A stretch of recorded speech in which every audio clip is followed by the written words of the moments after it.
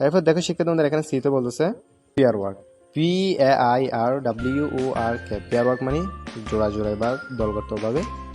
Ask and answer the questions.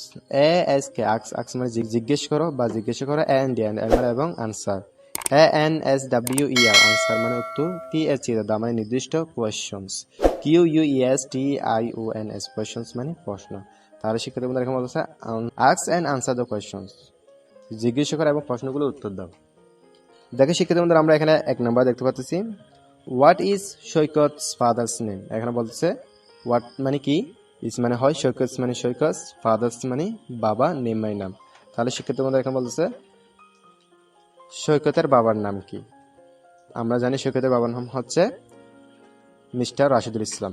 এরপর দেখো শিক্ষার্থী বন্ধুরা এখানে 2 নম্বর বলতেছে what is Saikat's mother's name.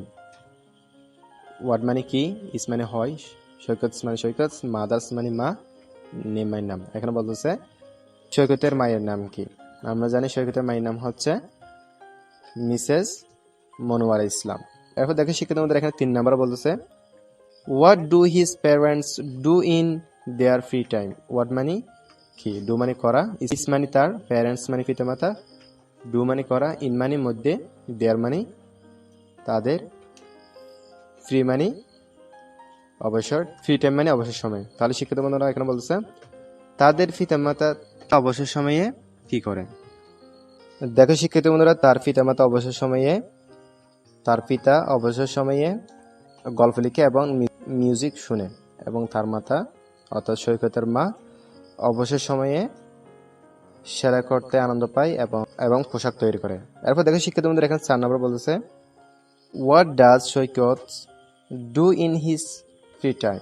What মানে কি, ডাজ মানে করা, সৈকত মানে সৈকত, ডু মানে করা, ইন মানে মধ্যে, হিজ মানে তার, ফ্রি টাইম মানে অবসর সময়।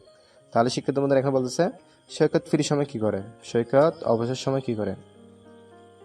তাহলে শিক্ষিত বন্ধুরা সৈকত অবসর সময় টিভি দেখে, কার্টুন দেখে, টিভিতে কার্টুন দেখে, এবং সে ইংরেজি বই পড়তে ভালোবাসে।